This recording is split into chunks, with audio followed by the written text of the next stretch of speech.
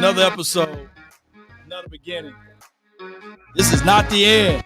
Last I checked, Cowboys got another game. And then they go into the playoff, baby. We go into the playoff, regardless of the situation or the scenario. Speaking of that, Cowboy Nation, we also got somebody in the house, man, to be getting it out of the mud. And I'm telling you, he been bringing some good stuff, man. And I can't wait to show it to you guys, what he bringing to the table. But neither here nor there. Let's go. Let's go. We live, baby. Mr. Rome in the house. What's good, baby? Everything is everything, man. You know, we don't really need a long intro, man. We're going to talk football, baby. And, you know, everybody want to know about this team, the slow starts, the consistency is not there, is voided of that. Yeah. And of course, the Cowboys, we can't beat a team above 500, according to the pundits. What you got, man? What you got for it, man? Hey, look, man. It's that you know they're gonna move the goalpost on us every no matter time. What we do. So every time. The whole Cowboys can't first at the beginning of the year, if most people remember, it was Cowboys can't beat any winning teams. Right? Facts. Anybody win 500 or above, Cowboys just can't win. Then over the course of the season, we knocked Carolina off their perch. Right. We was the first one to knock. I remember the Carolina game. It was like Cowboys can't see Carolina. That defense is too stout. I don't know what's gonna happen. And ever since we knocked them off their perch, they never got back up right. We gave never them got right. Right? Right. Then it was, I don't know what we're gonna do with Belichick's defense in New England. Mm-hmm. That got highly touted, and we beat them with the walk-off. Right. Then at the time, Minnesota was a winning team at the time. And it was like, this is an automatic loss because they're a winning team and they don't have Cowboys probably. Well, we thought we was going to have Dak to the last minute. Right. But my point was Minnesota was a winning team at the time. Right. Knocked them off with Cooper Rush. And we'll get to that. But hey, they said you left out Philly because at the time, I think in Philly, didn't they say Philly might have had a winning record at the time? You know what I'm saying? Did they have one? But I was going to bring Philly up later because they world beaters now. Oh, so, yeah. Our win versus them don't count anymore. They don't count. That's what you hear now. They were a different team. So, but you know what? Every time this happened, they diminish the win that we do. Like you said, every time. The Carolina Panthers 3-0 when we played them. And then we handed them an L. And, of course, we gave the blueprint to their L situation. Amen, but what really got it was the Saints, right? The Saints supposed to have been like this trash of an organization.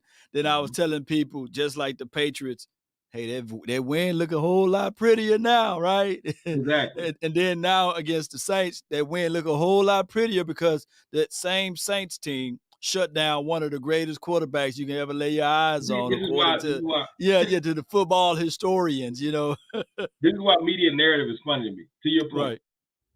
When we beat the Saints, it was, the Saints is just the Saints. They don't have a quarterback this year. They're the lowly Saints. They ain't quite been right. But then when Tom Brady got shut out, the whole broadcast and after that was, the Saints defense is stout. Like, right. You can't just run over the Saints. And I'm like, within a couple weeks, man, which one is it? Then when the Saints lose again after they shut out the Bucks, the Saints ain't good. They were only good for that when they played the Bucks to make them look better because they got shut out. And it's just media narrative. It's hard to take any of them serious. Like, it's hard, man. Last week, you haven't beaten any 10-win teams. Patriots win yesterday. I mean, but they got a rookie quarterback. Like the goalposts gonna move. What's that word that Stephen A. used? The goalpost is fluid with us. Yeah, it's a fluid. That joker don't never stay. Just keep going. And I get it though. I get it.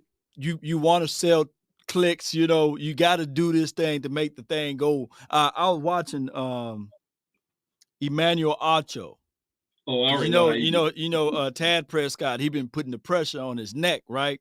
He was like, I get it, your team won or what have you, our team lost, but you want to stress the issue out. But he finally admitted it. He said, hey, this is what they tell me to say.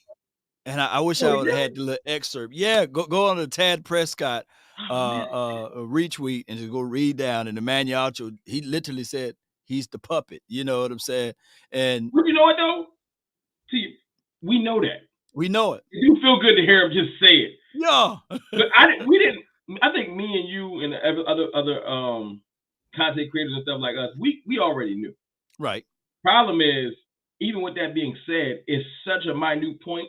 Emmanuel Archer knows that a lot of people are not gonna never see that. Even if we blow it up, enough people won't see it to where it'll hurt anything. He'd have to say it on TV. Right. He'll never do that. He'll retweet it. So it is what it is. It's just you have to. It's like a break glass moment. You have to have your break glass moment when you realize, oh, Skip Bayless ain't really a Cowboys fan. Mm-hmm. This is for TV.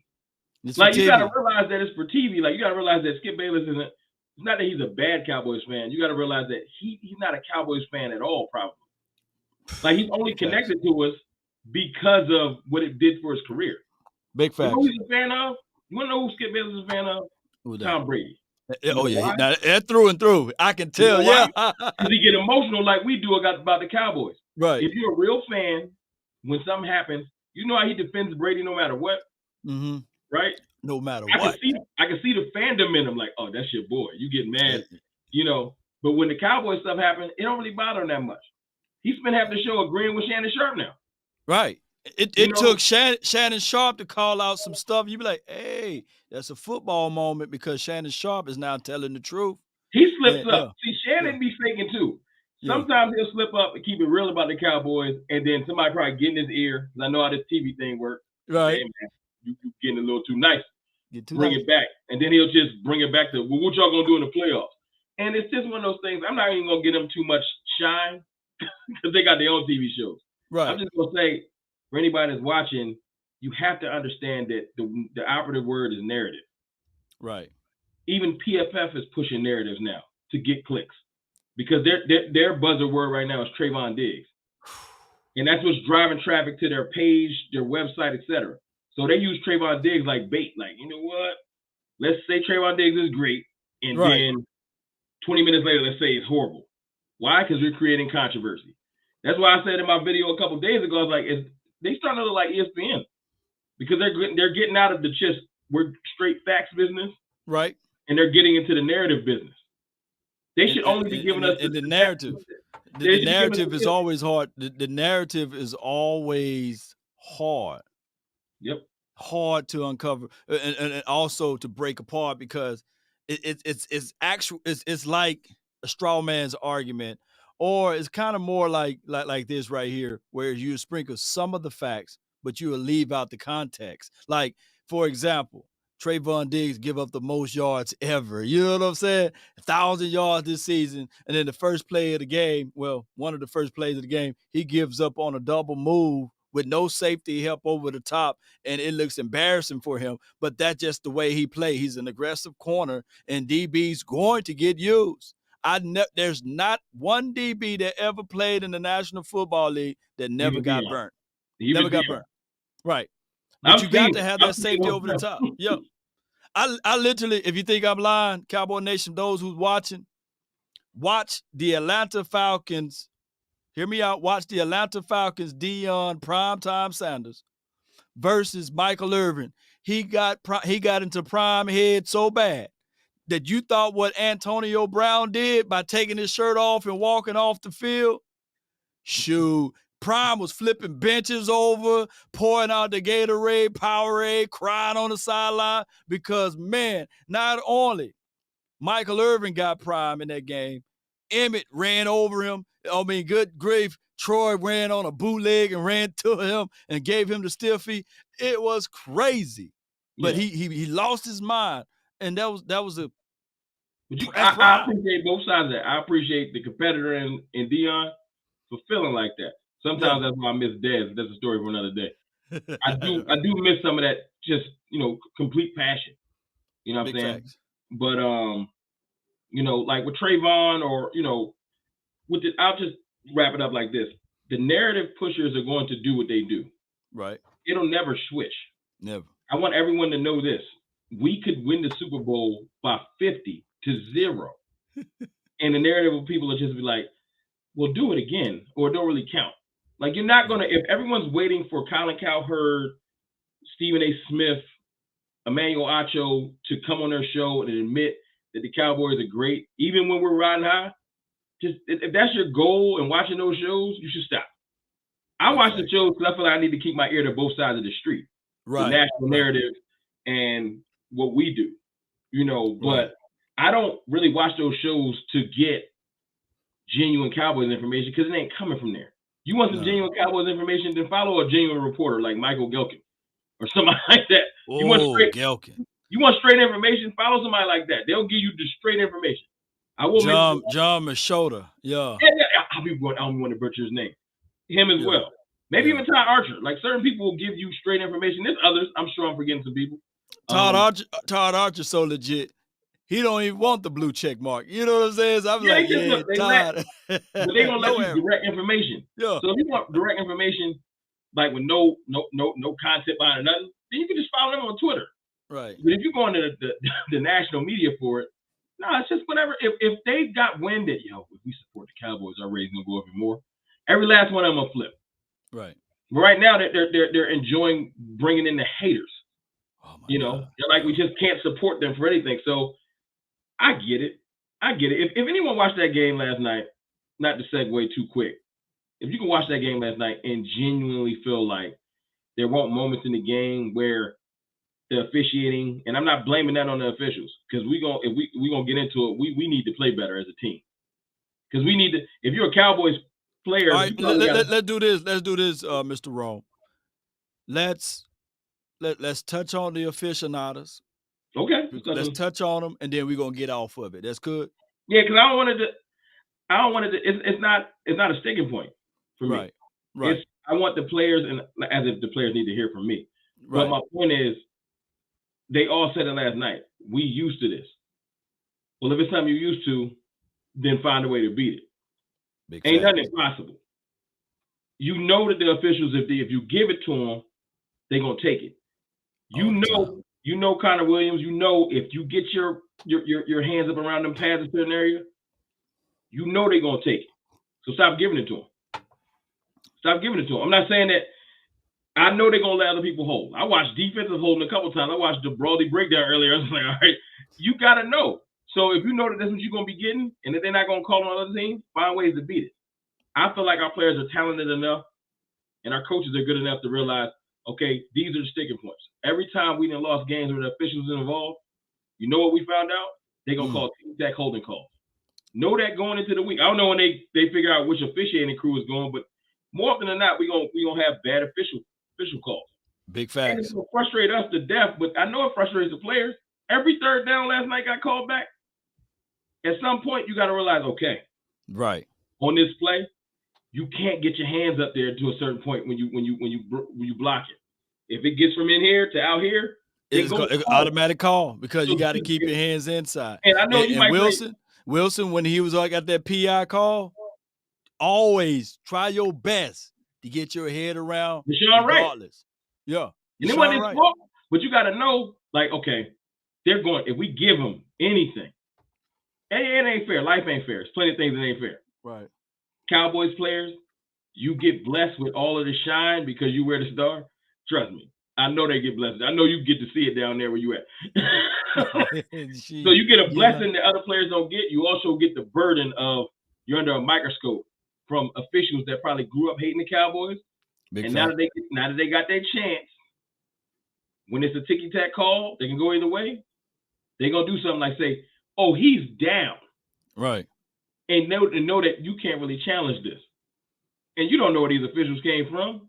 Oh, I was a Niners fan growing up. I can't wait to do their dirt. You know, to hurt the Cowboys. Yep. So we just need to know as fans, it's our chosen way of life. You're a Cowboys fan, know that the officials ain't gonna have our back. And I would love for the coaches. You can complain about it all you want to. Fine. Now that that's out the way, I would love for the coaches to say, okay, so what we gonna do to fix this? Because it ain't changing. Definitely Jerry Jones ain't gonna drop that $1 million lawsuit to run an investigation. So it's over. If just complaining ain't gonna make the officials ain't gonna wake up today and say, "Oh, we did them dirty. Let's not do that no more." They coming right back in the playoffs with the same strategy as soon as it's obvious, they calling it. Mm-hmm. So I just want them to when I say clean up stuff, it's not that I feel like they're purposely holding like some of the stuff that they get called for. I watch Micah get put in a figure 4 on the way to the quarterback every week. Every week, and they ain't, and they don't call it. Let me say this right here. Shout out to you, James, man, for the super chat. He says, "Law, I'm sick of it. This is how I feel like Red off Shawshank Redemption at this point. Parole board getting denied time and time again. You know, Red got so mad, man, until he said, you know what? 2 tears in a bucket, pluck it, basically. You know, y'all gonna do what y'all gonna do. Go ahead and stamp it. But let me go back to doing my business." Now, the Cowboys' mindset should be similar, and I'm not saying that what my guy James is saying is wrong, but the Cowboys' mindset should be similar, all right, is that we know we're not going to get a fair shake at it. What's good for the goose, good for the gander. We're going to also get all of the primetime views. We get all of the primetime credit. Hey, for those who out there who love the Cowboys, you get a chance to watch them multiple times. But this is what the Cowboys should do. Have one person to speak about the officials. And that one person should be Jerry Jones or John Stephen Jones, somebody affiliated with a voice loud enough that it can echo down there versus the players, because all it's going to do is sound like, oh, man, these whining boys, they crying about it, you know? I would love for them to get together. Well, obviously they don't get together. I would love for them to get a one note message across the board. Like I see, like they don't whine as much. Usually they're like, "Oh, we're gonna do better." You know what I'm saying? We understand what we got. I've heard that a bunch last time. We understand the team we got, and we're gonna do better. Canned responses is part of that territory. I get it. Yesterday a little bit of emotion leaked in, so that's why all the official talk was happening. But I would love for them to just say, "Look, like what you're saying, Law. Basically, look, we know we're not gonna get a fair shake. Right. What are we going to do to fix it?" And I don't know if they're not running physical practices like back in the day, so you can't do that much physical practicing to fix it. But they would have to, there has to be techniques to beat some of these, like as far as like holding wise, you just got to know. Look, I know it's not fair. You look across the board when you're on the sideline and you watch offensive linemen, they got their hands up over here. You know what I'm saying? But what you got to realize is you got to be straight to the bone, like to the technique.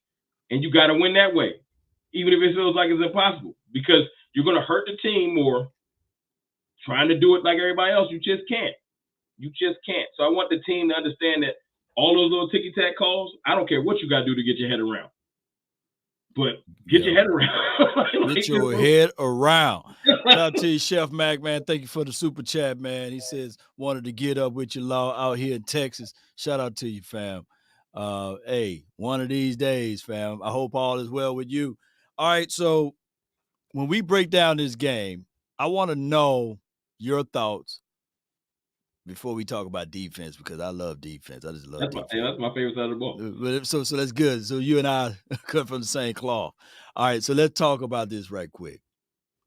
Kellen Moore, what are your thoughts on his offensive philosophy? Like, what do you think that he brings? Like, what element that he brings to the table from your perspective? Because I never talked to you about this.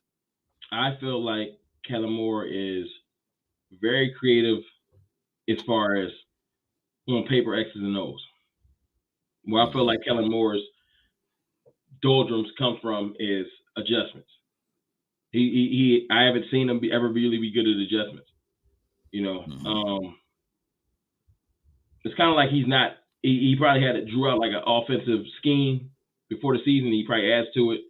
He may add a couple wrinkles during the season, but it's almost like he's not paying attention. Like I've watched teams literally take something from another team and run it the next week. Well, that was working. Right. It's like we have been struggling doing wide receiver screens for I don't know how long. You know, and not only just struggling at it, like making it blatantly obvious. Hey, it's the offensive line out here. You know, offensive lineman out here. You know what we about to do, right? Right. Like, I, as a person on the couch, should not be able to know hey man, I know it's about to come. So I'm pretty sure people that do that for a living, i.e. Buda Baker, knows what's coming. Right. You know what I'm saying? It's just one of those things where I haven't seen Kellen Moore really make any adjustments throughout the season, not just in game. You know, I'm watching plays when they flip the camera to show the replay from the end zone angle, almost similar to all 22, but a little bit more down on the field. And you watch the routes when you watch the pressure getting put on Dak Prescott. And I watch Amari Cooper run up and run a out or a comeback, and I watch CeeDee Lamb run a shallow crosser, and I'm looking at the creativity like, it's this right here. Bunch formation. Out of that bunch, you're going to run a button, hook, pretty much, and that's just what it is. Hitch, comeback. Those are the route trees, and then you got a go route. That's what Gallup, that's what normally he do on certain situations. Yeah, I haven't seen like all of the underneath stuff we had yesterday. I saw no dual crossing routes. Right. That would at least get you those, like with that crossing route, that jumbo formation. Dak is a timing person anyway. You do that properly, that's 7 yards each clip. 7 yards, and then the run after the catch. Because of the way that the Arizona Cardinals, I'm not trying to be too technical, the way I was watching them bail out every play, you should have realized by half, okay, they're coming up, they're faking back. Right. But they're bailing, but they're not just bailing like slightly. They're bailing, they're giving respect to our receivers. Big facts. They got two safeties back there, and three DBs is bailing. But running a button hook or a comeback isn't going to do it, because it allows the DB to regather himself and come back on the play. Because they watch as soon as that foot going to the ground to turn, they get their signal. They kind of know what's happening. So I'm just surprised that they haven't just said, okay, scratch that. We're going to start running some pick plays, some shallow crossing routes, something like that. We can't just say, oh, we're going to run Z. They're running like old Madden plays, like run Zeke out the back. And 21 slam, right? You know what I'm saying? Gut, halfback and I'm slam. Like, and I know he's creative. He does have moments where it's like, oh, he was in his bag, that one. But those are so few and far between that I can sum it up like this, not to be long with it. Kellen Moore is a product more of his talent than of his scheme. And I feel like when the talent just overtly wins, he gets the credit. But when he lands in Jacksonville and realizes that his talent ain't the same, things are going to be different. Because I'm just letting you know right now, the fact that we don't have any aggression with going downfield, and I'm not talking about going downfield to just throw in the triple coverage to be idiotic. Right. I'm talking about certain plays where you run receivers to where they have to acknowledge them and move the coverage. Right. To give, like, I'm like, why don't they just run enough routes to the left to make CDB one-on-one? Give him a one-on-one chance. Give Amari Cooper a one-on-one chance. They bunch all the receivers to one side, and then sometimes it's kind of like subtracting from each other.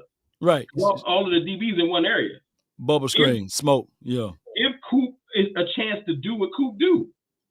You know what I'm saying? Yeah. Just like in the end zone. Sometimes I'm like, y'all just don't like throwing fades. Am I tripping? Like, is that not in there? Is it because it's either one or two things? Either y'all don't like throwing fades, or Dak is afraid to throw a fade. I don't feel like Dak afraid to throw a fade, because I don't feel like that's that big of a pass. Right. That's like with CeeDee Lamb, the way he can just see. I get into this for hours. I'm just saying. No, you talk your talk, man. I'm just saying I'm 100% positive at this point that he's more of a product of his talent. Our receiving core, we lost one, and speedy recovery to Michael Gallup. Right. Because that hurt.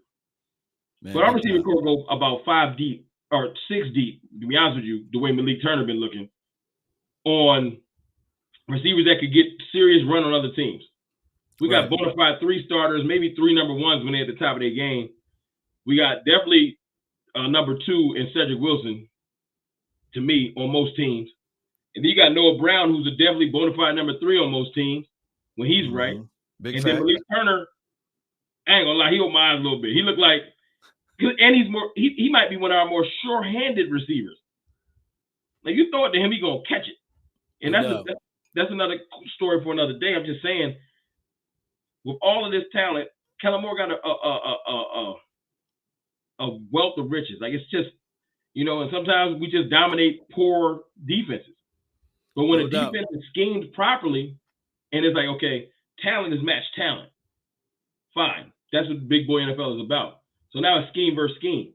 Right. And the defensive coordinators is just like, well, we got you wrapped up. Buda Baker was chilling last night. Buda Baker was a king last night. Let me say this from Coach Marv, man. Shout out to you, Coach Marv P. He says, Law and Rome, Kellen Moore, we have a power team with a finesse offensive coordinator. I'm sorry to say that might be our downfall. That might be our downfall. So what Coach Marv is saying, he's right on the money, because there's no way Ezekiel Elliott, hurt or not, with those penalties or not, he had only, 6 or 7 carries? Yeah, 9 carries. 9 carries. How many yards he had? 16? He had like 16 yards, 1.5 a carry. 1.5.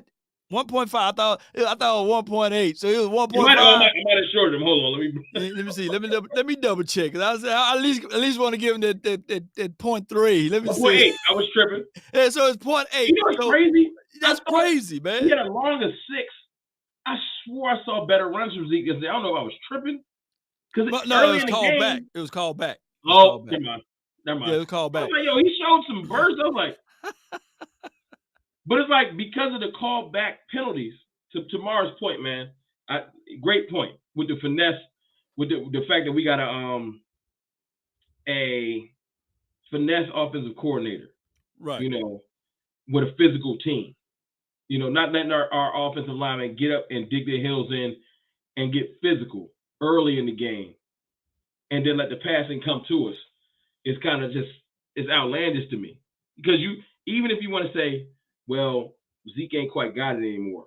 If you know I got a 1-2 punch that's crazy, and you don't know how to scheme that into your game plan, there's a problem. Because at no point last night until maybe the late third, when they put that last touchdown up and we went down over double-digit scores. Most of that game we was within it was 13-7, right? Coming out of half, and then they had the little drive, but I'm just saying. 13-7 coming out of half, we could have still executed our running offense. We shouldn't have got away from it at all. Now, there's some pluses, though, Law, with the run game, and I'll give you this one thing. Right. Dang, it felt good to see Dak get out there and move. Oh, my God. If only he didn't have that fumble. Only if he didn't have that fumble, everything else, man. But we can't ask for the man to run and not expecting that to happen. But also, he's trying to put the team fully on his back at that point. He just got frustrated. And it failed a little bit. It failed, but he got mad because he got tired of looking at button hooks. And that was the plays. That was the play. It was no play that you utilized the middle of the field.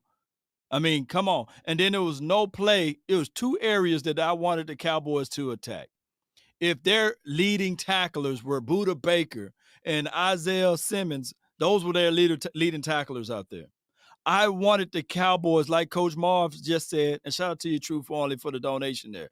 I wanted this team to literally get La'el Collins, pull him, Zach Martin, let those boys pull and go right at them.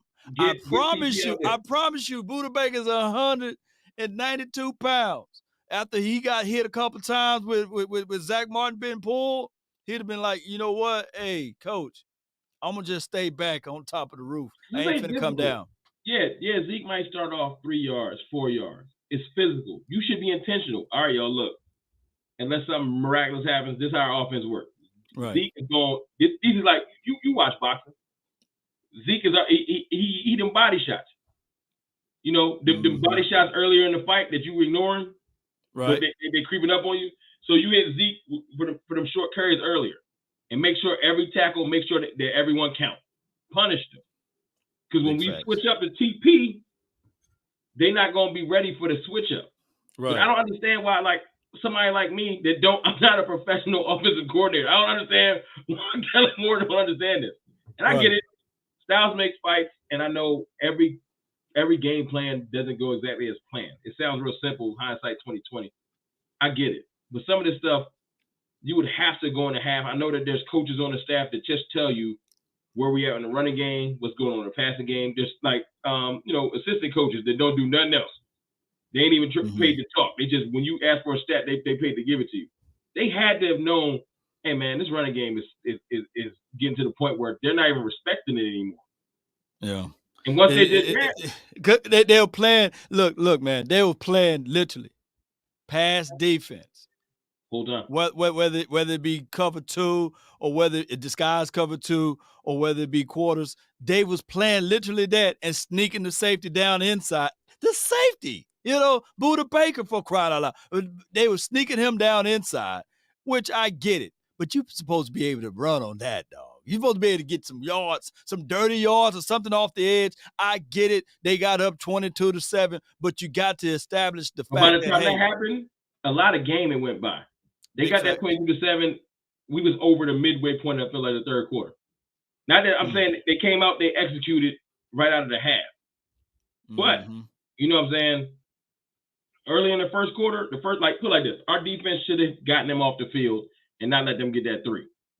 Yeah. It's little small points where, and as much as I love the defense, they didn't have their best day yesterday neither, even though they were allowing them to hold and not allowing us to hold. I get it. Yeah. But our defense got to know. I know Mike at this point know I'm going to get help. I got to beat the holding. You know what I'm saying? And we got to, that's where defensive scheme coming. Now, I'll give Dan Quinn credit to this, and I ain't trying to shift too much away from the offense. No, you good. He's shown that he will scheme. Like, he'll go back to the drawing board, look at what Arizona did to us, and make changes. So next week, whatever Philly think they're gonna see, they ain't gonna see what Arizona just saw. Because Dan Quinn has shown me he can. Our defense has been fluid. He's moved people all around, like everyone all around. So, look to that point. There's no way in the next game. I'm looking at Michael Parsons' stat sheet. Yeah, he had 2 tackles for loss, which was good, but he had 5 total tackles. No way. No. Ain't no way, bro. And then on top of this, I do like the fact that Dan Quinn said, all right, y'all making plays. He inserted Kelvin Joseph, and I said, yeah. Normally take 2 or 3 games for somebody to insert, but mid-game, he inserted Kelvin Joseph. I said, yo. He pulled, I couldn't tell, because I saw Brown out there still.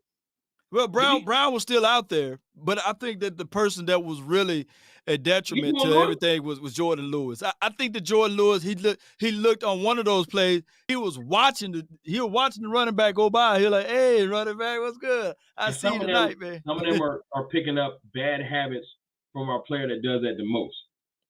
They're picking up habits from Trayvon. Trayvon, that's his technique. Trayvon's technique is he a receiver by nature, so he can watch quarterbacks' mannerisms and kind of know when they're gonna release it. He's good at that. You know what I'm saying? Now, and he's lost at that too, but he's better at that than anybody I've ever seen. But y'all need to stick to y'all techniques and what got y'all here. Y'all ain't Trayvon Diggs. You know what I'm saying? So he's watching too much in the backfield. That's his own fault. Because if you don't got the recovery speed, the only person I think that could have tracked that ball when that ball got released is 2-4. He just ain't got his shot. Because Kelvin's faster than all of them. Big fact. You know what I'm saying? And he's going to get his shot. I do like to see that he got put on the – it let them know this. It said, hey, every DB on the field, probably minus Trayvon. Trayvon, it's spot solidified. Everybody else, if you thought that he won't get back on the field, you lied to yourself. But I had to say this though, and we gonna get back on the offensive side of the ball. But I had to say this: Anthony Brown, he did play, all right on a couple series. Now the touchdown he gave up. Why did he leave his player though? I mean, he could have just stayed. I get it. He was worried about Kyler, but somebody else could have got to Kyler. I think the safety was already there talking about, hey, I'm finna feel why you getting off the receiver. Yeah. That made me mad last night. And I get it. It's like I said, hindsight is easy. Next day, it's like, why you leave receiver? In the heat of the moment, you just try to make a play. But he has to know, he got to stay disciplined. Handle your assignment. Your assignment is that receiver. Let me see. Montgomery says, what about the no blocking tight end? And I also believe Vander Esch gave up a touchdown. Our tight ends, I believe our tight ends are stack, release, and then they get upfield. they're not these guys. And of course, can't Schultz handle Chandler Jones alone. Schultz himself regressed a little bit as it relates to blocking, but I can't complain about Schultz. He was the number one target. And this is a good segue back to the offense. We was talking about game planning, and there's no way that you pull up your game plan and say, all right, we're gonna beat the Cards by targeting Amari Cooper 7 times. Yeah. Okay, we're gonna beat, and the number one target on our team gonna be Schultz. If it's Dak Prescott, then Kellen Moore and Mike McCarthy need to have a strong enough coach to sit him down and give him some lip services, right? You gotta get it. Look. Now, if it's Dak Prescott, then the coaching staff need to sit him down. But if it's the offensive coordinator, I gotta tell him, man, hey, it's got to be Shane, because I just witnessed and I watched Adams for the Green Bay, and I know it's a different team, different structure. The brother had 10 targets before halftime. Cowboys need to figure that part out. That's all I'm saying. Look, ain't no shame to delete off of that and getting chewed out. Right. We all have been there. Well, most people didn't play football, right, or sport, or any type of organized activity where you're supposed to succeed as a team or by yourself. Right. Maybe you got a personal coach, and when you ain't on your game, you get. And I ain't saying you got to chew them out in the media. Right. You don't have to do it in the media. Yeah. That's popular circumstance. Yeah. But at the end of the day, even Dakota might need to have gotten pulled to the side and, hey man, tighten up, because you checking down a little too much. Right. And if you feel like I'm checking down because of the scheme, then that's why the chew out happens. I tell you, tighten up. You look back at me as I'll tighten up, but our scheme is trash. Okay, now the focus needs to go from you do your job better, make sure you're not, you know what I'm saying, and then I shift over to Kellen. Hey, do you need me to take over play calling? Because I could do that. Right. And I know this sounds like, I know he a made man in Jerry and them eyes, but little stuff like that, it sounds crazy. Because I got daughters at home. Right. Sometimes you gotta you lay a foundational stuff for the future. You gotta have checks and balances. It's not that everyone is equal, because we know how this go. People making different money pay scale. This professional sports. It ain't completely equal. But you ain't above being wrong or being trash. You know? Only person that probably don't got nobody yelling at him is Jerry. And if your first name ain't Jerry, you ain't above getting barked on. Yep. Because I'm telling you right now, Mike had mistakes. He getting talked to today. Yep. He just getting talked to by 2 people. One named Jerry, one named Steven. You know what I'm saying? Facts. But S needs to roll downhill. Ooh. So you get talked to. Mike then got talked to. Mike need to talk to who right below Mike as far as on the team. Dak. Talking to you. You know what I'm saying? And then positional coaches, etc. Because at the end of the day, I don't care what the circumstances was. I know Zeke didn't get the amount of carries he probably needed. Right. But I still need more to you when you get your 9. Mm-hmm. I need more from you when you get that pass that you dropped. And Tony too. Yep. I need more from Coop. I need more from you. Even though and Coop have making some valid points. I could do whole little segments on Coop's points lately. Because he's been right. Trying to say that we need to start faster because the game ain't an eternity long. That's a whole video I can talk about. Because he was in his bag with that one. The game ain't an eternity. And we need to stop acting like we just got forever to get going. He's right. But they need to get going. They need to get going at their own pace, though. Don't go fast just for fast sake, right? What do you mean, like, don't come out there, go all 4 streets? right. Let's go fast because he said so. No, you have to look. We're not getting paid millions of dollars like these coaches are, but we have to understand from a fan perspective. We've seen many of football, and we know when there's concepts to it and it is not.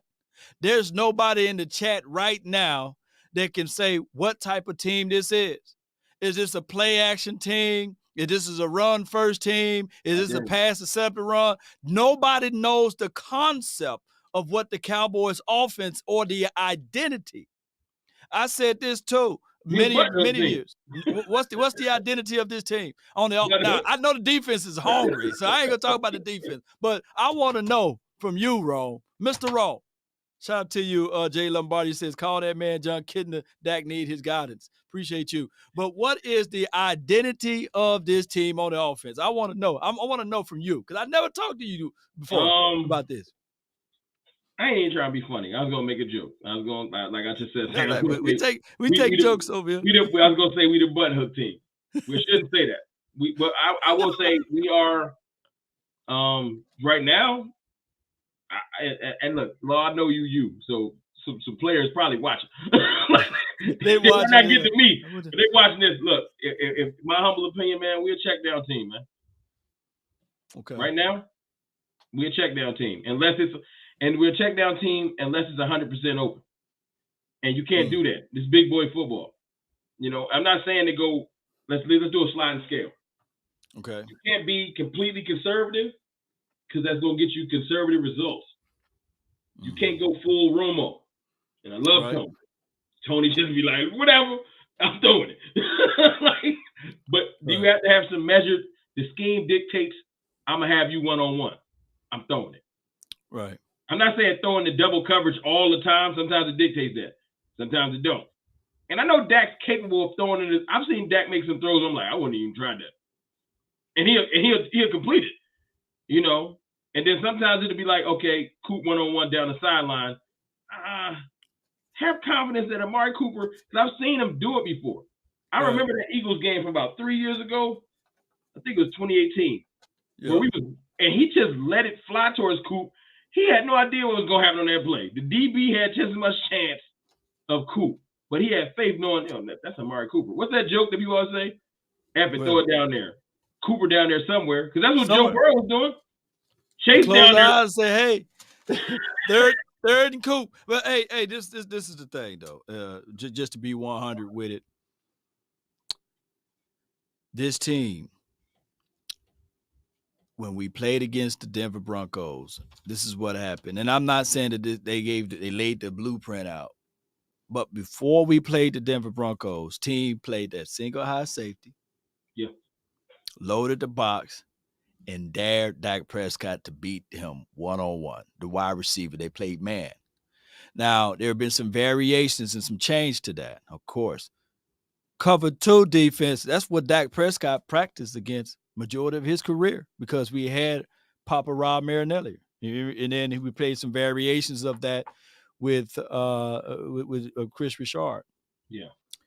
But what teams are doing now is they are banking on Kellen Moore and Dak Prescott to be pass happy and running the ball when they do out of shotgun inside. And how many times we saw the play action rollout play that we already know everybody, mama, uncle, cousin know that it's going to Schultz when he rolls out, whether it's right or left. That's the play designed to Schultz underneath. Never no one else. And no one else is work because that's the coverage. Because when you play that, they give you the underneath. I'm sorry. Why don't I realize that the defense is okay with Schultz catching it? Because they don't understand that. Yeah, that's the craziest part. They know the defense is like, cool. He gonna get it to Schultz. That's fine. They're praying that Schultz breaks the tackle. Even if he do, we're not gonna let him get to it. And it's hard. It's rare he gets to the sticks. They letting you get that. Cause they're like, they're like Buda Baker. Let's use him as an example. Buda Baker will get to him after he makes that catch. Right. Before he can get to the sticks. So let him have the 5. And they just let him have it. They tackle Schultz. We do another check down. Punt. Big facts. It's frustrating. And for you to call it out, they would have to have known we got to throw a wrinkle in that. Got to throw one, man. Because if that was CD on that rollout, good luck to whoever's trying to tackle him. Right. But can I ask you this question about the offense? For a poor man's offensive coordinator, somebody that's played Madden like most of us have. Why don't we run enough routes that are designed to clear out space? Every route ain't designed to be caught unless the play breaks down. Some of them routes should be designed to clear out space because you have an idea of at least 1 or 2 targets. So if you got 3 receivers on the field, and I'm not just saying run a streak and they're going to just honor it, but the route concept should dictate if the person takes even a step towards the other receiver, the ball can be out and there's no way they can physically recover. Because that's how Tom Brady plays football. Right. Tom Brady literally plays football. I know if this route runs you over just 3 or 4 steps, that I can get the ball to this part of the field before you, even if you run a 4-2, can get there. I can get the ball there that fast. Right. Now, you got to have confidence and accuracy and everything like that. But from everything I've seen, everything I've been told, Dak is a precision. He's a timing thrower. He wants to throw to a spot. Right. And if that's the case, if you're the offensive coordinator, why don't you running, like I said, concepts to be like, okay.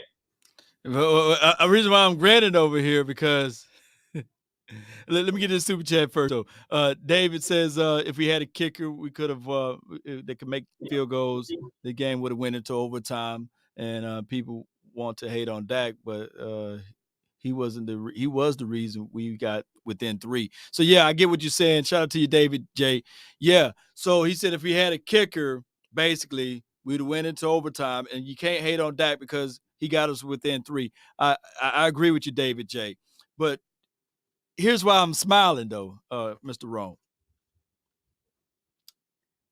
Don't you know what a West Coast offense is? Yeah. I'm familiar with that. I'm not expert. Familiar with the concepts, right? 1, 2, 3, yeah. Ball out. Ball out. It's drags, shallow routes, underneath. It's cleared up where it's disguised in the sense where you don't know whether it's going to be a run or the a Niner hater in me. Trust me, I know the Niner hater in me, and that's a story for another day. That's who I really grew up hating. Right. I know about that West Coast offense because that's all they used to run. Now, do you know what a vertical concept offense is? Yeah. We are still with the vertical concept. The same offense, you can pick it up, and you can watch the year Randy Moss was playing for the Minnesota Vikings. Mm-hmm. You can watch some of the years of the Rams. You can watch some of the years of the Detroit Lions when they had Megatron. And you can watch some of the years with the Dallas Cowboys with Tony Romo. And then you can watch some of the years of the earlier of the years with Jason Garrett and Dak Prescott. All of those concepts came from Scott Linehan. Now, of course, vertical offense been around for a long time, but vertical offense is predicated upon a quarterback that pretty much got a big arm. They can throw that ball to that dominant X receiver, right? Got one dominant X receiver, everybody else's minions. You will have your dual threat tight end, a big burly tight end that's underneath, and a tight end that can give you some wide options and what have you.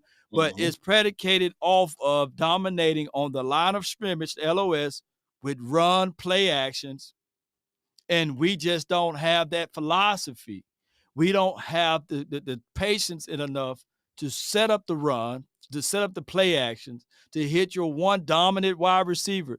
That's why they said all offseason they're going to move CeeDee Lamb to the X position, right? That's the quote-unquote old, for those who didn't know, that's the old Randy Moss spot.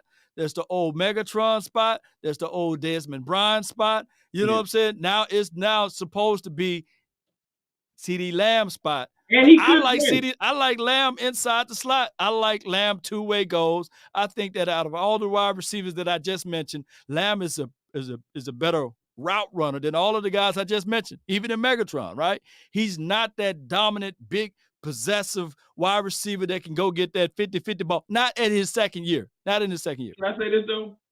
If you look at the offense of the year, offense over the year, this year, and it's going to sound spicy because he just got hurt. Yeah. One of the offense is looking a little bit better when we were forcing CeeDee to the boundary this year, just this year. Right. And Cedric was in the slot. I think some of our best offensive games were when we were lined up like that. And I'm not saying Michael Gallup. I think I'm more saying that with Michael Gallup, CeeDee, and Amari, they weren't being used properly. Right. But to your point, where they would want CeeDee at, I think CeeDee has had some of his better success this year, if I'm not mistaken. Because since he moved back into the slot, how long Gallup been back? 6-7 games? 6-7. But with Gallup, they tried Gallup inside, and he didn't have his best production. But I think that Gallup, the way he possesses, the way his route running favors are those stretch They plays, ain't doing it right. 9 routes, 7 routes, huh? I don't think they was using him right. Not that I'm saying the scheme. He was in the right position. I'm saying Kellen Moore's scheme wasn't helping Gallup out at all. They was just easily just throwing a safety over the top, like you ain't gonna throw it to him. Like so he's running, so he's running routes for no reason because they're like you ain't gonna do it. All you doing is just send him down the field. We know what's up. You know? He's a clear out guy. You know what you were saying that he does, but he cleared out on the upper end. Gallup's trying to do all day. He just running sprints and running back to the huddle. You know, but you know with Gallup and CD, both of those guys, they are, even though like you got to throw a certain ball, even though it appears that they're not open, they open. They can high point the ball. And I'm like I said, for those who saying, well, you wait a minute now, you saying CD can't high point the ball. CD can do that. I'm not saying that he can't, but as a second year player, that's why you see the volleyball with the football. You know what I'm saying? Shout out to you, B New. Thank you for the donation there. He says F my Jags. He said F my Jags, but they need to move on from GM. I guess whoever that is, Trent guy over there, and he's retracting. He said he's retracting his Cowboys application. I'm just a frustrated fan right now, bro. Go Law Nation. So, give you a quick story on B New, Mr. Rome. He is supposed to be a diehard Jaguar fan. And when the Cowboys was on this little run right now, you know, and we lost the game, he submitted his bandwagon application for the Cowboys. And I guess since we lost, he's retracting his application. It's better that way. It's all good, B-New. It's all Shout good, out to you, B-New. Maybe he have Kellen Moore next year, though. Him and Trevor Lawrence, maybe they can do something. Yeah, enjoy that. Enjoy that. And I feel like this. I'm a big proponent of tough love. You know, I'm not saying you should just be mean to people. I'm saying, though, if you don't acknowledge fault, you'll never get better. So I'm not saying that like Mike McCarthy need to be punching monitors and telling Dak that he trash. I'm saying that you can't sit Dak down and say, hey man, something ain't been right. And maybe they have done that. Maybe I'm just speaking and it has been done. But my point is, after yesterday, something should be said. You know, because you're not going to get any better by just high-fiving Dak, you know, or high-fiving. And I'm known as a Dak devout supporter. I don't ever blame him, but I'm not here to just place blame and say y'all not getting it done. It's been 26 years. Like there's plenty of places for that. Right? Yeah, Dak haven't been here for 26 years. Yeah, go find them. There's places for that on YouTube or on Twitter. You know, there's plenty of people for that. I'm here to just say, look. Yesterday y'all played bad. Yeah. Let's fix it. I know y'all capable of fixing it. This isn't like so Mr. Rome, before I'm gonna segue into this then. How do you fix Dak Prescott? And you know I'm a big supporter of Dak. But people have been saying, hey, you might as well get Dak tattooed on your back or something because you in love with Dak Prescott, you and Mark Holmes and somebody else they keep mentioning. But I'm gonna tell you, man, I absolutely believe in Dak Prescott. But I want to know, how would you fix Dak Prescott? I don't think it's I got the answer. Go ahead. I'm gonna go. You sit him down, right? Remember last year, 2 years ago, before we lost that Eagles game, on that last game of the season, right? And they said Jason Garrett was never really a big speech person. They said before we played, I think it was the Rams. Right, we had just lost to I think Chicago, and for Thanksgiving, something like that. And they said that he did this whole montage video about what we was capable of. Like he let the montage do more of the talking. Yeah. And we came out, we blew the Rams off the field. I was shocked, like, wow. You know what I'm saying? Because that was more of his speed. He not Mike Tomlin. That wasn't Garrett's thing. I ain't saying you need to make a montage video for Dak, but you need to just remind Dak of who he is. And I've seen small little increments of him realizing, oh, that's how I give it up. Like yesterday, like I said, watching him run a little bit, that's him in his bag. He got in his bag a little bit like, okay, that's the Dak that won that Seattle playoff game. Okay, I see him. Yeah. I see him. But I don't want people to put him back. Like everybody want to beat him down about the fumble. That's a guy that this ain't an effort issue. Mm-hmm. And I watched him try to dig deep and do stuff that he was like, I probably shouldn't even do this run. But we need something because ain't nobody. I ain't trying to hate on nobody else. I didn't see that type of effort from everybody on offense. We got our $40 million quarterback digging deep, breaking tackles, spinning. He should have been went down. Shoot, yeah. But the problem why he didn't go down, he's like, I got to do something. I got to create a spark. They need to follow his lead. But my point in that with Dak needs to sit down, and I don't know if he needs to just watch the Tampa game. It might just be one game. Hey, man, remember the whole offseason when people was counting you out, saying that you weren't going to be quite right after the ankle, saying that your shoulder was messed up and that was going to carry you through the whole season? I ain't heard nothing about neither for the whole year. I ain't heard nothing about his ankle. Nothing about neither. Ankle, shoulder, shin, or calf meat. They won't even bring the calf back up. Yeah. Apparently he's going to ring. But my point is, when he went to that game, whatever he was eating that week, however he was feeling that week, you walked into that game and first snap, you was letting it fly. Right. And I ain't saying just throwing a double. I'm not saying, like I said, I'm not talking about just idiotic throws. Like I'm throwing in the triple coverage because Rome said, let it fly. Now, I'm saying that the confidence was there. He was letting passes go before people was breaking out of their routes because he's like, my receiver's better than your corner. Right. And those were the Super Bowl champions. They was bringing their banner down that night. We were supposed to be, we were served up on a chopping block. Just knock the Cowboys off. We're going to get these ratings. You're going to beat them by 40. Right. You know what I'm saying? But we wasn't having that. Like, I felt confident in the whole, we'll see you later this year. Yeah, Dak, that's how you give it up. That's how you give it, yeah. That's how you give it up, right? And then somewhere along the line, I think the calf is what started it. I think he was tentative on that leg. I can tell by his running lately that he's not tentative anymore. But now, passion and effort yesterday has to meet scheme. They got to meet. You see the passion, you see the effort there. Realize that, you sailed some throws yesterday. And you know what that sailing of the throws comes from? He sailed some throws yesterday, I think, because he was too turned up in his mind. I got to make something happen. Got to. You got to be more fluid. Be confident in yourself. Know that you can let those throws fly. Know that you can make those throws. Everyone else, y'all need confidence too. Because everybody wasn't running their routes hard all day yesterday. I watched, and I ain't even watched the all 22. I was just watching the game like, y'all going to help out? Like, are y'all going to help out some? And I'm not, and that's not me absolving Dak. Because then when they did win a route, then Dak might sail a pass.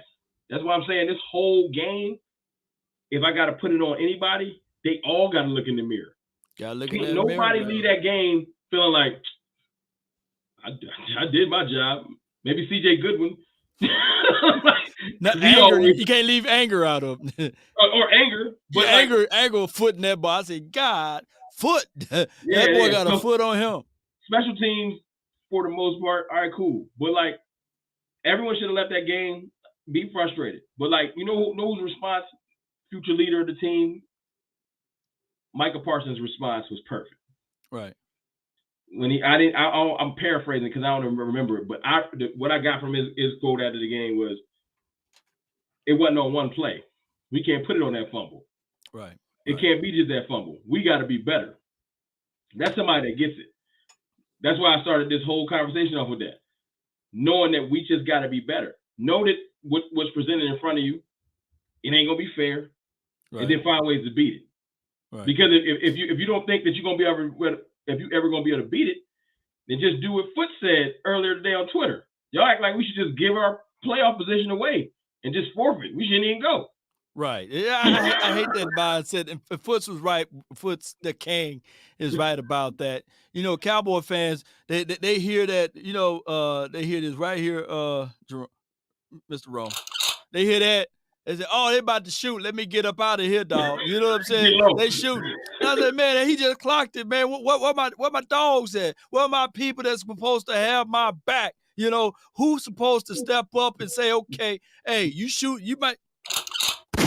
He down, but I'm still coming, baby. We ain't stopping us. But we don't have that mindset as the fan base. I literally seen, and I hate to give them praises. I hate it. But the filthy fans, they keep the same energy out. We beat them 41-21. They were still, hey, wait till next week. Them cowgirls ain't doing nothing. I'm sitting there like, okay, watch your mouth. But now they wait, they coming. They hear this all day. They say, you missed, man. Cowboys, y'all accident waiting to happen. They don't fold up. But the Cowboy fans over here, they cry. They looking at everybody quarterback. Oh, they looking at, look at Tom Brady. Look at Aaron Rodgers. Let's bring Matthew Stafford. They want every quarterback but their own. Of course, you told me earlier. I can't believe it that people have been clamoring for Cooper Rush. Yeah, I just can't. Like, there's got to be a level of like, all right, I'm tripping. And I'm not saying Cooper Rush did his job more than did his job. Right. You get a win as a backup within a year, you've done your job. Your contract was worth it. Cooper Rush, right. This ain't a slight to you. When you didn't get your number called, you won that game. And you made them throw. Exactly. So I'm not slighting Cooper Rush at all. No, I like that. If that was the case, then what we need Dak for? Like, don't trip. You have to have, you can't just ignore, stats ain't everything, but you can't just ignore certain stuff like, so who the number one offense in the league? Like, that can't just not count for nothing. But that's my point earlier. If you got a good enough talent to get to that point, you got the weapons. Mm-hmm. We ain't showing up to a knife fight with knives. We showing up to a knife fight with guns in the back. Somebody got the drop on you. We got a sniper rifle on the roof. Like, we got weapons.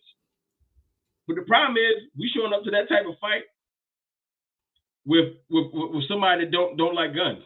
Like they don't like guns. Hold that thought. Hold it down while I look up this stat right quick. Let me see if I can find it. Yeah. Coach Marv, hold it down. Appreciate you. Hold on. Let me find this stat right quick because I got to pull this up, and I think go ahead and talk about this offense because I want to pull up something right quick. Why you put it's just like when you asked me earlier about Kellen Moore and what's our identity, which is that's your calling card as the offensive coordinator. If you ask what was Dan Quinn's identity this year on the defense, it'd be like he brought a genuine pass rush back to Dallas with his scheme. Obviously with Micah Parsons, but the way he's been scheming it up has been beautiful, getting everybody involved. But with Kellen Moore earlier this year, I would have said we ambidextrous. Right. We can hit you with the left or the right. We running, we passing. It's dope.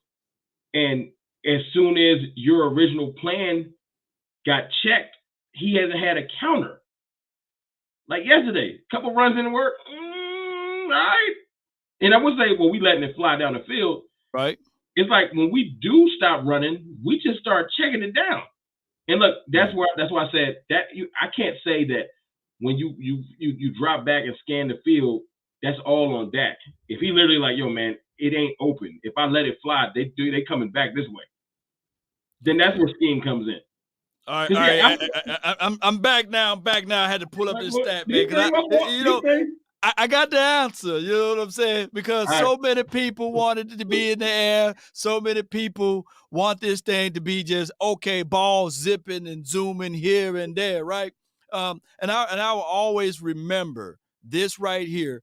John Elway, one of the greatest players that you can ever lay your eyes on as it relates to quarterback. Doug Williams gave him a big butt whooping, by the way, and it took him almost 10 years after that butt whooping, I think 11, to get back to the Super Bowl. But I come here to tell you, it wasn't by his arm. It was by the running attack. Oh, TD was doing. Yeah. TD was doing his thing.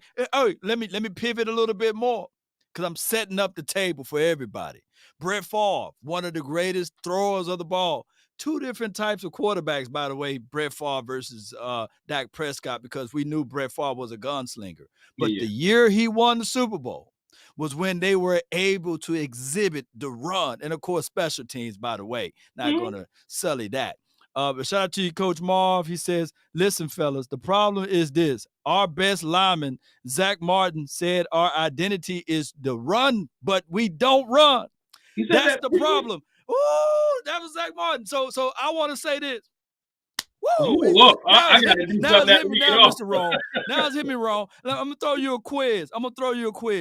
In 2014, what did we do? Were we a running team or passing team? Running team. We run team. And I want you to know this Ran right here. You probably already know. Talk about that. But no. But we ain't gonna even go in the playoff. We're just talking about regular season right now. How many 300 yards did Tony Romo throw in 2014? Ooh. How many games? In game, how many 300 yards did he throw? You know, because that used to be the measuring stick. I'm gonna guess. This is a complete guess. I'm gonna go a shade over half. Let's go 8. He threw 8 300 yards in 2014. That's my guess. A guess. It's a complete guess. The brother, shout out to Tony Romo. He only threw 300 yards one time in that entire regular season. One time. He threw for 324 yards against the Houston Texans. You know, everywhere else he didn't have to throw for 300 yards because he was putting the ball in the belly of DeMarco Murray. That was by far Tony Romo most and his best efficient level game. I come here to tell you the identity of this team. You get to run the ball. You got to. You got to get it to your running back. You got to set up what Coach Marv said is the dominance up front. Even in 2016, Dak Prescott, his rookie year, he only threw for 300 yards 2 times, I believe, in that season. I want people to stop thinking that Dak Prescott got to throw for 400 yards, got to throw for 500 yards, got to throw for 300 yards. That's Kellen and Dak reading a press clipping. Right. Look, we know he can do it. Look, we already got his contract. I don't know what he chasing. Right. He got his contract already. Run the ball. No, I'm not. I'm with you. Yo, run the ball. Run the ball. But look, be to your point. Be devout in it. Patient. You gotta be. You can't, because we'll say this right now, and they'll be like, "We're gonna do it on Philly on Saturday night," and then 10 runs in, it'd be like, "Nope, we passing." Like, you gotta be, because you know what though? I shouldn't even do it. It's Philly. Don't do it, man. We know holds bar over here. I shouldn't even do it. But if you want to give Philly credit about anything lately, you want to give Nick Sirianni any credit lately? They have an identity. Run the ball. And they gonna run it. Yeah. And they don't care they don't care who running it, even if it gotta be Jalen. That's not a slight. I'm saying that because of their identity, they gonna run the ball. You know what I'm saying? Now Philly fans don't get hyped because we better than y'all. Don't trip. But I ain't giving y'all too much credit. I'm saying this. I respect that they was down on the mat. They was down on the mat, and people was counting. They was counting them out. When they got up off the mat, they realized how they can win a fight, and they kept doing it. And until somebody completely stopped them, i.e., shut them down for probably multiple games, they're a running team. And you know what? The offensive line love it. I can tell when I watch their games, they ready to road grade somebody. And we used to be like that. Because Pop Warner up till now, how is games won? Law in the trenches. Always. And defensive-wise, for the most part, we've been winning that battle. Offensively, though, I don't care. You got to establish a run. What did Brian, what's his name? Staley, the coach for the Chargers. Right. Earlier this year, he said you got to establish a certain amount of physicality just to let the other opponent know how you giving it up for that day or what you're doing, period. And we have the physical back. Both of them, Tony Pollard run hard too. Let me stop slighting him like he don't bring his weight behind him when he runs. We have look, I even like the way Clement looked the other week. Like, we got backs. Right. He had a couple little decent runs. I'm like, but my point is, we got the stable. Can we let it go down? Now you need to. I watched the play last night. If you watch Baldy's breakdowns, I watched that play where Chandler Jones blew up the running play. Right. Look, I understand you want to get a double with Connor and Ty inside, but if you're running that direction, Schultz can't hold blocks on Pro Bowl DNs.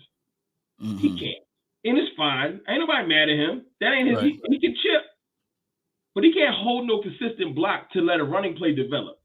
And y'all got to just know that. He's not Kittle. Like, he's not strong enough physically to do that. I saw him do it a couple times this year, but those are called aberrations. I'm talking about can he, and if he can't, then you need to redesign your running plays and use Ty Smith to kick out. Ty Smith should be holding that. I know you want to run the double. Mm-hmm. You can't run the double. Figure something else out. Pull. But Ty Smith should be on Chandler Jones. Yeah. Some of the run plays were just idiotic. It got blown up. Chandler Jones is like, y'all just gonna block me with Dalton Schultz? Y'all disrespect.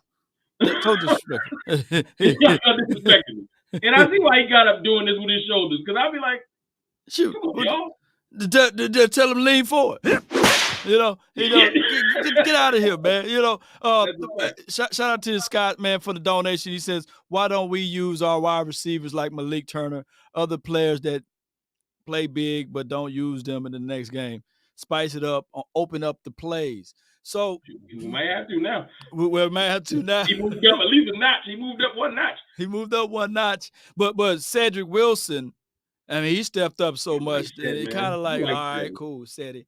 And he taking advantages of the situation. This is a contract year for Cedric. So Cedric Wilson, he's just taking advantage of it. Now Malik Turner, he's been around. He's been playing special teams. Yeah, he do deserve to get some look.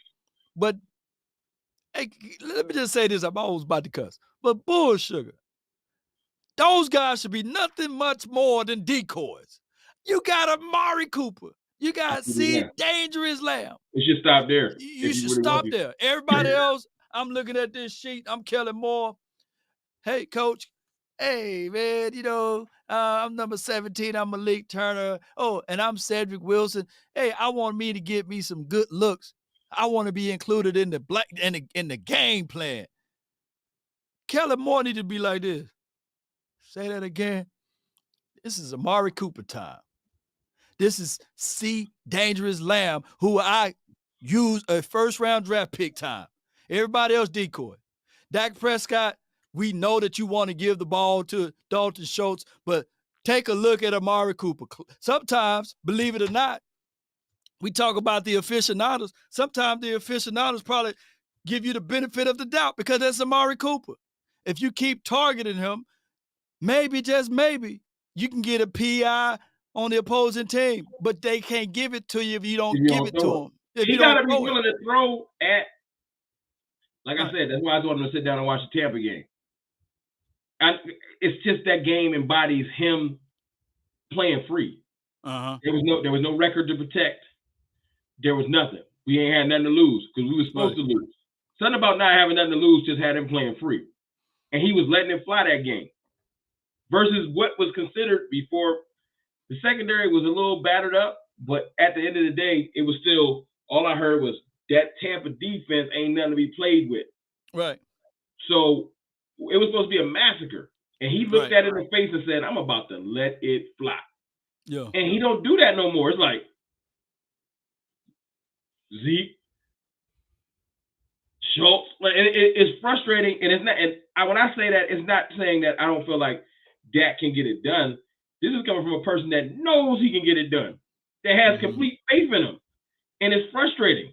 It's like watching Steph Curry be like, I ain't shooting no three layup. Let it go. But you know what? And let me know if you're good on time, Mr. Rome, because I'm good for. Because I let another 20-30 for you meet Mr. CFT. Okay. Or one of the little girl CFTs walk here. Okay. I already know because I get that look too. They be coming in the door and they be like, they go back to school tomorrow. That's all it is. So I gotta. Oh my God. So the same schedule. Look, yeah, you know what it kids is. all day, man. Oh yeah. All right. So shout out to you, Coach Marv. He said, question Law and Rome. Do you think the offense, the offensive players believe in the game plan, like the defensive players believe in the game plan that Quinn brings up? No. That's a dang old big question there. No. Ain't no way. You know why? Because you wouldn't get quotes from Zach Martin. You wouldn't get quotes from Amari Cooper. You wouldn't get certain quotes. You get some of them quotes. Dak be toeing the company line, so he don't get spicy. But some of them other dudes, Amari been letting it fly a little bit lately. Yeah, but he ain't really spicy though. He ain't really like, hey, throw me the ball. That's that chess player in him. He ain't gonna Antonio Brown it. But yeah, I don't think they believe in it though. Zach Martin letting that go. I wonder if that quote was recent. No, it was recent. It was recent about 2 weeks ago. He right though. He right. But you know, let me tell you something else though. And Cowboys been blessed by drafting these guys with this type of, I'm not gonna call him beta male, but he got like these beta tendencies. Tony Pollard. Because I'm looking at it like, yeah, Ezekiel Elliott is Ezekiel Elliott, but he's averaging 1.8. I only had the ball 3 times. Where's my food? Where's my lion's share? You know what I'm saying? You know, and I'm not calling him beta because I don't know. But I for damn sure know that this, I know this staff is beta. Some of the boys that's in this staff is beta because when they said, hey, the question about talking to Ezekiel Elliott saying that he need to get some rest, and their response was, who's going to tell him? Who's going to tell him? Money talk, man. He got a lot of stats. He got a lot of stature, I mean. Who? He got a lot of stature, Zeke. Zeke, yeah, but somebody got to be able to say, hey, like the meeting today is Monday. They have the meeting. They review the tape. Coach need to go to Ezekiel Elliott, and it could be the offensive line. I'm not putting it all on Zeke. And I know, matter of circumstances, as it relates, because I'm all 100% Zeke. Y'all know that's my dog, right? I love Zeke, man. But, you know, that's my dog. But I know for sure, Coach need to have that little highlight eraser or whatever. And he looking at this saying, this is only the running backs meeting. 1.8, we can't have that, Zeke. Tony, you missed out and you whiffed on the block. We can't have that. And both of y'all dropped the ball. Y'all the reason why we lost this game. I'm telling you right now, Zeke, we love you, but you're going to rest out this game. But Coach, I'm Zeke. Coach Philbin. But I'm talking about Rodney Pete, what's Rodney Pete brother name? Skip Pete. Skip Pete. I don't think that Skip Pete is talking to them boys like that. He's not saying nothing. And I ain't saying Skip Pete can't coach. I don't think Skip Pete. I think Zeke has stature. Zeke can roll up in the owners like everybody back in the league can't just walk up to their owner and just. Zeke can go to Jerry's house tonight and just fall through unannounced and be like, "What's up, Jerry? I'm just here to kick it." Like Zeke got that type of stature. You know what I'm saying? Saquon can't roll up to Mara's house.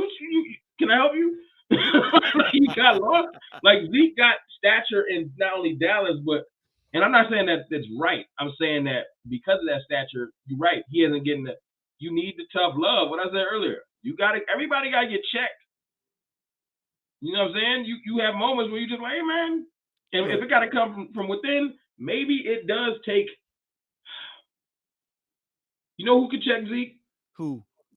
Dak? 4. Oh, we on the same wavelength. It ain't gonna happen though. That's who could check Zeke. And you know who could check Dak? Zeke. Ooh, Zeke, I like that. Zeke is the one person that can say, hey, Dak. They maybe need to go to each other's house, yo, man. We both been looking low. Yeah, we need to. They ain't gonna do that though. They ain't gonna do that. I'm just saying though. And you know what? You can take it from your brother and get mad about it, but you don't want to you ain't gonna slight him. Yeah. If Malik Turner, shout out to Malik Turner, if Malik Turner said something to Dak, you're like, yo, who are you talking to? Right. But if somebody like Zeke, who's been there from the ground up, we built this together. We built this, at least this, where we at now together. Zeke can call out Dak and not call him out to slight him. Right. And football, you're talking about it in a footballish way. They brothers. And yeah. Like in brothers. Look, I recall, and I forgot either it was the 2016 or the 17 year. Mm-hmm. It was against the 49ers. and Ezekiel Elliott, I think they made a big play, and Ezekiel Elliott ran out there on the field to the defense and said, y'all get y'all stuff together. And I said, man, that right there is what we need, right? And I used to call that what we need now, but we don't have.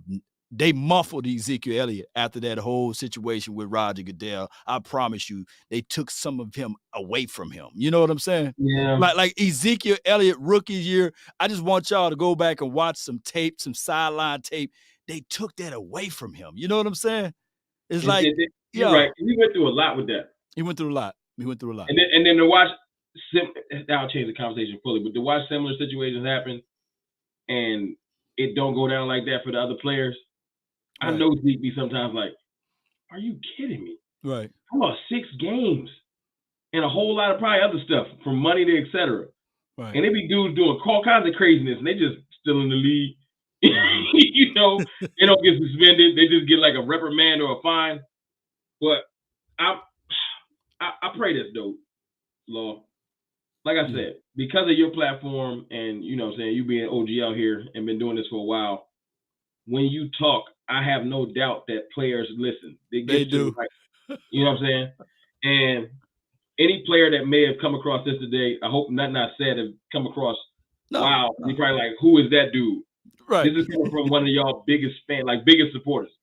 Y'all actually stumble across Cowboys fan talk and hear me talk. I'm devout. I don't waver in my support of y'all. I'm one of the positive ones because being negative about it all the time, I'm a real speak things into existence person. Right. You know right. So if you want to speak how we gonna fail all the time, well, guess what's might gonna happen. Right. You know, but I am not. This ain't a fairy tale. This is reality. Right. So as much as I'm positive about things, I do know that ain't nobody perfect and work need to be done. So I want the players to know I ain't lost faith in y'all because of the game yesterday at all. Like I ain't lost no faith. I know that this is the NFL and this things happen. You know what I'm saying? I watched Arizona lose 3 straight and they done threw that under the rug. They ain't having no more. Yeah. They beat us. So are we that bad if you can use us as the game that lets everybody know Arizona's real? Because I thought they beat a bad team yesterday. Oh yeah, that's right. We're not a bad team. You know what I'm saying? You can't. See, I like how you flipped it. You know what I'm saying? That's my point. You can't do it. We can't have it both ways. You can't say, you know what I'm saying, the Cowboys is fraudulent. We are who they thought they were. We are who we thought they were. Well, if that's the case, did Arizona beat anybody yesterday? Y'all should still be nervous. No, I heard all day today, Arizona's back because they had such a defining win versus a good opponent. I mean, they're good enough for this narrative. Not really good. Like, which one is it? No, the reality of the situation is we're a great team. Right. We're 11-5. 11-5, not 5-11. I watched people all year not even enjoy this season because they're letting haters dictate their happiness. They're waiting for the ball to drop, waiting for the bottom to fall out. I'm not like that. I'm going to let the chips fall where they may. Put the work in, let the chips fall where they may. Be excited that, not necessarily excited, but be happy that, okay, that wasn't a playoff game. Right. It sucked. People going to get in y'all butt all day and give you crap all day, and that's fine. Yeah. But now you got the pleasure of going back to the drawing board. You might have the pleasure of seeing the same opponent. And I hope that y'all took note of some of the small little – I watched some of the small little slides after the game from Buddha to Kyler. Right. I love coming back home. It's fun in here. Okay. But don't say nothing this time. Don't say nothing. Act like you ain't hear it. Just tuck it back here. I just want the players to know, man, like, look, I know what y'all got. You know what I'm saying? And I'm sorry it got to be like this, but I don't care who Philly roll out there this week. I don't care if they put a jersey on me. I don't care if they roll a whole practice squad out there. It is what it is. You got to hold this L. But I don't think that's gonna happen. I think Philly want to use us as a springboard, just like we want to use them as a springboard. So if they're gonna come to play, just out of pure animosity for the star. You know, maybe that coach gonna wear a T-shirt again this week, but we'll get into that because we got a whole week to talk about that. We got a whole week to talk about it, Mr. Rome. In departing, you right. There's enough bashing coming not just from our own fan base, but from the 4-letter and the 3-letter network, and we get it. They said it for themselves that they do it because we dictate the media, you know, as relates to content. And that's what's coming from Emmanuel Archer's mouth of what his network said, that's the reason why they got to talk Cowboys. Okay, I'm going to see that. They got to talk it. But I come here to tell you guys that the next time we play the Cards, I think that Dan Quinn got a beat of information. He kicked it on in the third and the fourth quarter, right? He started blitzing more. He's saying, man, let me just let my guys play their style of football. You thought Mike And could get him a little bit. yeah. And one of the things that the Cowboys earned so far, we're 11 and 5. Mm-hmm. What we earned is a home playoff game. Regardless of how you look at it, we play at home against whoever our opposition will be, the opponent. And I believe that Dan Quinn saying to himself now, let's just go get them. Let's not play into their hand. Let's force their hand to play into how we play. And as far as the offense concerned, there's a small part of my heart, believe it or not, like Ripley's, that I still believe that Kellen Moore had to be sandbagging. There's no way. Ain't no way, bro. Ain't what is it? What's old boy said? I think it was Boosie. He said, "Ain't no way, man. Come on, man. Come on." Because this dude literally did 3 bubble screens, and I know for sure that he had to see them jumping that. And then on top of that, to not run it at all on the outside, and it looked like he was preserving Tony Pollard by only giving him three rushes. So that's why I put in the statement, this is a non-statement Cowboys game versus the Cards, because I don't think that they showed all that they got. Ain't no way. Come on, man. You think Dak changed it? I've been hearing this today too, and it may be true. You think that Kellen's calling the perfect play and Dak is changing it? And just not changing it right and just messing up like they're implying that Dak's just picking the wrong play every time. Do I think everyone audible's wrong? Do I think he's maybe audible wrong before? Of course.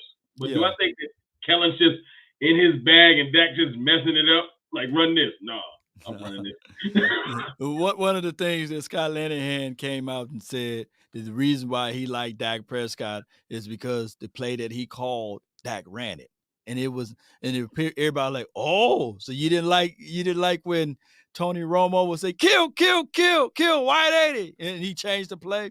So I think that Dak Prescott been around football long enough to understand that, hey, I'm going to listen to what my offensive coordinator is saying, and I'm going to run the play that he's saying. But I'm also going to look at it whereas I got options to audible out of it depending on the defense. Now, for those who saying that Dak Prescott can't read defenses, I mean, this man's been in the league for 6 years. And then also, I think that he can read it. It's just that the trust area. I said a couple of weeks ago, and I stand firm on that, Mr. Rome, what Prime Time said. If you look good, you feel good. You feel good, you play good. Offensive line this weekend didn't feel good nor look good.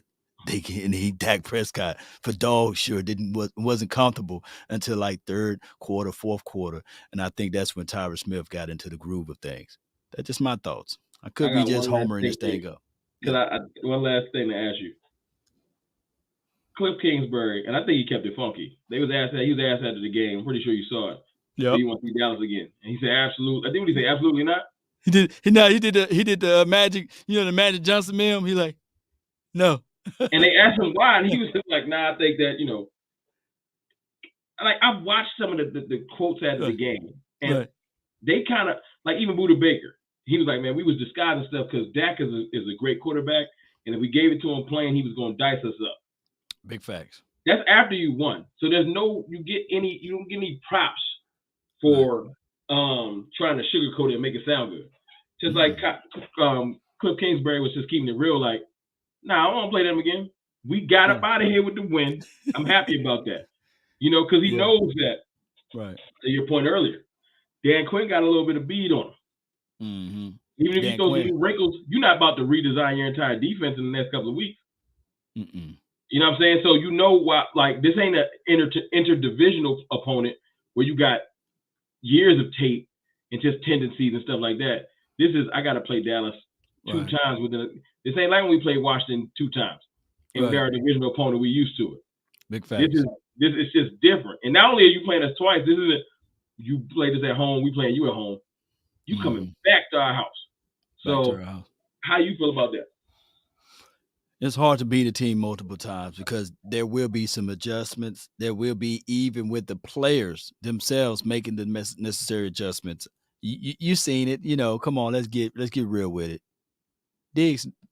he knew that he bid on a double move. Did he bid again? You know what I'm saying?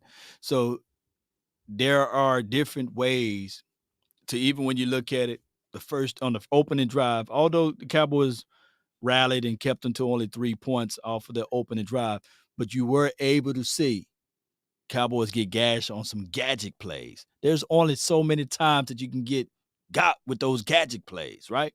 It's like they dug in that fake punt bag too. And they dug in it.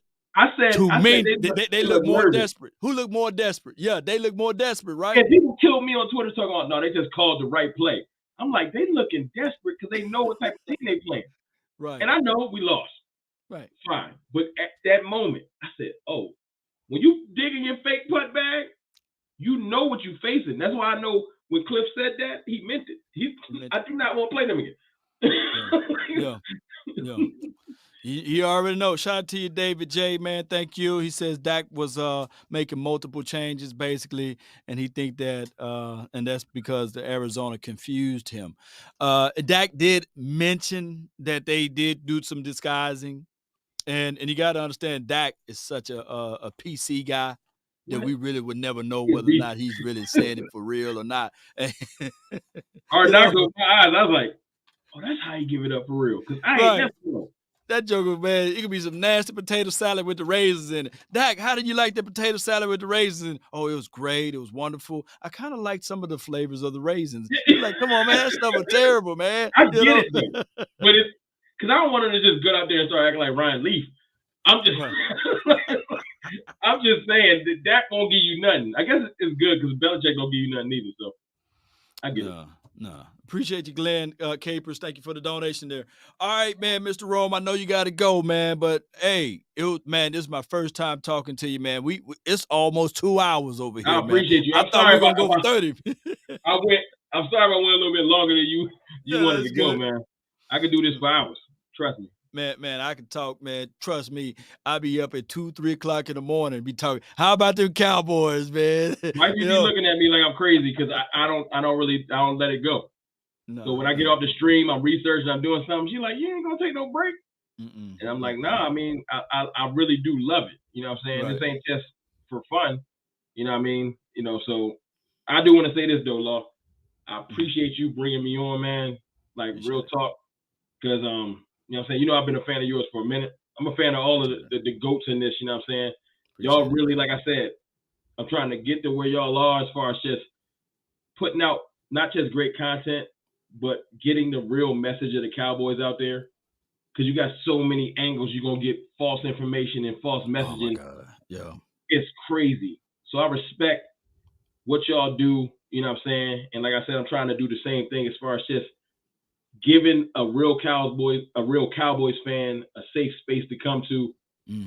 Because it's annoying when you walk out. I can't go get gas right now without wearing this hat, without somebody having a comment about it. Right. You know, and whatever the comment may be, it's just it get draining from time to time. So sometimes it'd be cool, like when I get to just kick in your comments and go back and forth with true Cowboys fans, whether we mad at our team or at each other, we still all in the same family. So I appreciate you, man, for bringing me on, because you know what I mean.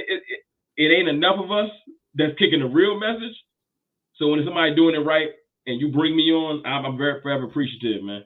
Man, likewise, man. I noticed you from the people that's in the comment section. They say, "Hey, man, check out Cowboys Fan Talk. He's spitting over there, Law. Make sure you bring your umbrella. I have my umbrella and everything." I say, "Oh yeah, he got some spit, man. He got some fire." And I love it, man. And I love the realism, and we can't win them all. And I love the fact that you defend. You know, and you're not afraid to get into those Twitter streets, as they call them. I'm gonna probably get it back into some of that when we go. Get it right in there. Look, we put on our masks, our helmets, and we ready to fight and defend the Cowboys. I said, man, I ought to change my name to Lauder, the defender of the Cowboys, because we defend. I just want to know why. It's not an apologist, but we defend. Why be a fan if you're gonna spend the whole year not appreciating nothing? If it came down to how most fans think it'll end, we'll talk about that when we get to it. And what they say, cross that bridge when you get to it. Right. We ain't at that bridge.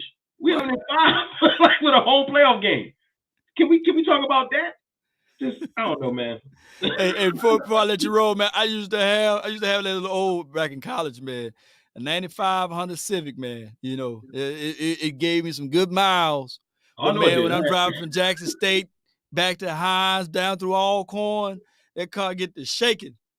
I gotta get to shaking, and it sounds like if I start talking bad on it, that mom would just cut off on me. So I just started saying, "Come on, car, come on, baby." Smoke covered out. It was Fast and the Furious that came out a couple of years prior to that. You know what I'm saying? So I used to put the loud, cool air intake on it. Oh, Used you to had make all type of noise with the 17-inch alloy rim. Had the subwoofers in there, man. But when the car started shaking and jerking on me, I said, "Man, roll y'all windows down, dog. Hey, man, stop talking bad about the car, man. Let's praise this car." And it got me to A to Z, and that's all that matter. It don't matter what you're rolling in as it relates to a Ferrari, a Lexus, what you call those two-door coupes, as it relates to Benz or what have you. But as long as you can get there, in Cowboy Nation, we need to just get there. Don't talk about it while we driving. Who knows? A lot of things can happen, you know? Hey, look, 3 weeks. I watched the narrative flip 3 weeks ago. It was the Cowboys don't want to see nobody. We was in the fourth seed. Then within a 3 to 4 week span, we won 4 games straight. Second seed, we going for the first seed, which everybody said we can't get to.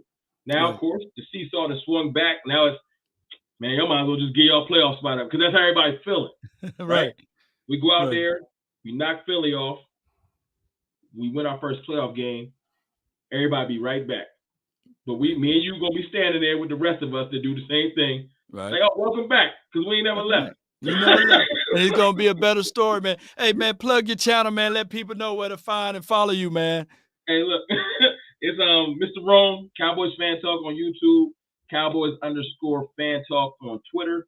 I got an IG, but I gotta bring that back.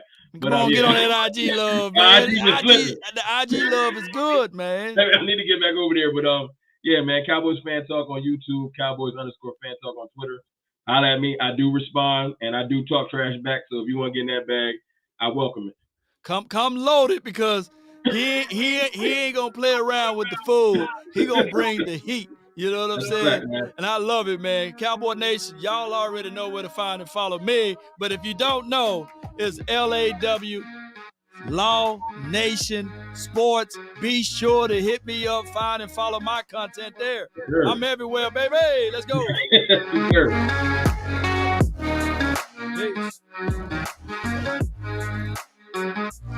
Let's go.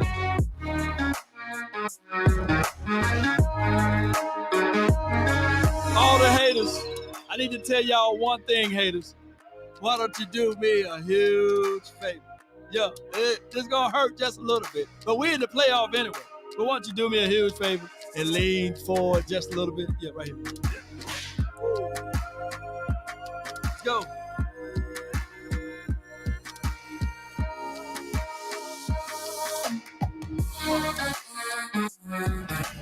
We out, baby. One love to the nation.